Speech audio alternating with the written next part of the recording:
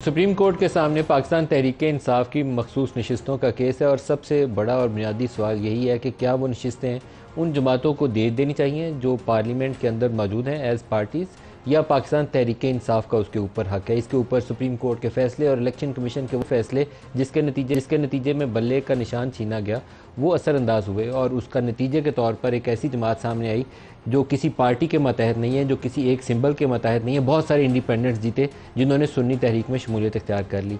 तो इसके ऊपर आज जजेज़ ने बहुत पावरफुल ऑब्जर्वेशंस भी दी, रिमार्क्स भी दिए और आइंदा आने वाले दिन जब इस केस का फैसला होगा पाकिस्तानी सियासत का एक नया रुख मुतय्यन हो सकता है। आज सबसे पहले जस्टिस मंसूर साहब का एक शॉट आपको सुनवाना चाहूँगा जिसके अंदर वो पूछ रहे हैं कि क्या अगर एक जमात हो जिसके पास सिर्फ एक नशिस्त है और बाकी पार्लिमान आज़ाद अरकान पर मुश्तमिल हो तो क्या सब नशिस्तें उनको दे दें?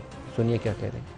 Go back to my example and makes things very clear to me that there is only one political party with one seat and the rest are independents. This one vote would entitle them to a certain percentum in the reserved seats. That could be perhaps one for the sake of argument. And that's it. They can't say that we are just one political party with one seat in the parliament. We'll get 70 now. Is that possible? Why not? Is it possible? Because when the constitution says so. I think it doesn't say that way. Exactly. काजी फ़ायद ईसा साहब कह रहे हैं कि ये हो सकता है, लेकिन पूरी इस सारी कार्रवाई के अंदर हमें justice Mansoor, justice Muneeb, justice Athar Minallah बहुत वोकल नज़र आते हैं। जस्टिस मंदोखेल, जस्टिस आयशा बहुत वोकल नज़र आते हैं। इशूज़ क्या रेज़ करते हैं?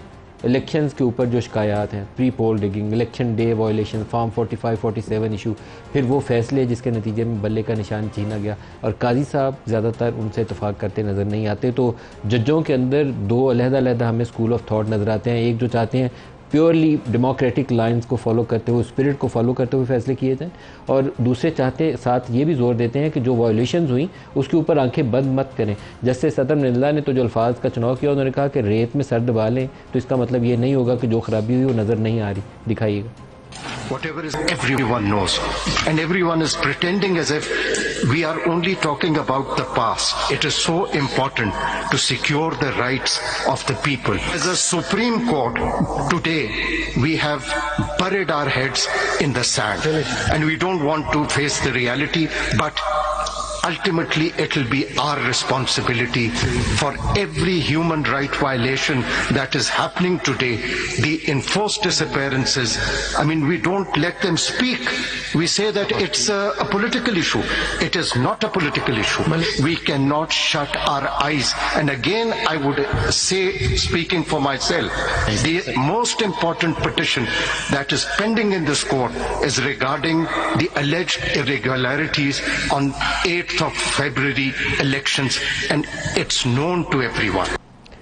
इससे आगे चलकर एक बड़ा इंटरेस्टिंग नुक्ता उठाया जस्टिस अतर साहब ने उन्होंने बल्ले के निशान छीने जाने का जिक्र किया। ये इलेक्शन कमीशन ने इंट्रा पार्टी इलेक्शन ना करवाने पर बल्ले के निशान से पार्टी को महरूम किया था। पार्टी के उनके सारे अरकान थे उनको इंडिपेंडेंट करार दे दिए। मामला सुप्रीम कोर्ट के सामने आया, सुप्रीम कोर्ट ने उसकी तौसीक कर दी और बाद में हुआ ये कि पीपल्स पार्टी के जितने अरकान थे वो कोई चिमटे के निशान पे, कोई जूते के निशान पे, कोई बैंगन के निशान के ऊपर इलेक्शन लड़ रहा था और इस खराबी की बुनियाद वो फैसला बना। इसके ऊपर आर्गूमेंट क्या हुआ, सुनिए। I think we are confusing two things. One is the judgment of this court regarding symbol. The other thing sorry, I will interrupt regarding intra-party elections. So please, snide remarks on the judgment are not acceptable. Okay? Or if you want to make snide remarks, then please read the judgment. जो जमहूरियत की रूह तकाजा करती है, आमतौर पर सियासी जमातें और सियासी सोच रखने वाले और जमहूरी लोग उसी चीज़ को फॉलो करते हैं। तो आज जो हमारे साथ मेहमान शख्सियत हैं उनसे भी इसके ऊपर सवाल करेंगे। जजों ने तो अपना फ़ैसला करना है, लेकिन सियासी सोच, सियासी जमातों के अंदर जो सोच है, क्योंकि नून लीग ने 2018 के इंतखाबात में इस चीज़ को भुगता था, सज़ा दी गई थी उनको। इलेक्शन सेनेट के से पहले नवाज़ शरीफ को नाअहल किया गया, फिर उनको पार्टी की सदारत से हटाया गया, फिर उनके जो सैनेटर्स शेर के निशान से इलेक्शन लड़ रहे थे उनको आज़ाद डिक्लेयर कर दिया गया ताकि वो आइंदा के लिए आसानी से घोड़े बनाए जा सकें। जिधर वोट चाहिए हो उधर उनको धकेला जाए और वो वोट जाके उधर डाल दें। तो क्या ये रवैया दुरुस्त है या गलत है? मेरे ख्याल में ये गलत है, जमहूरियत की स्पिरिट के मुनाफी है।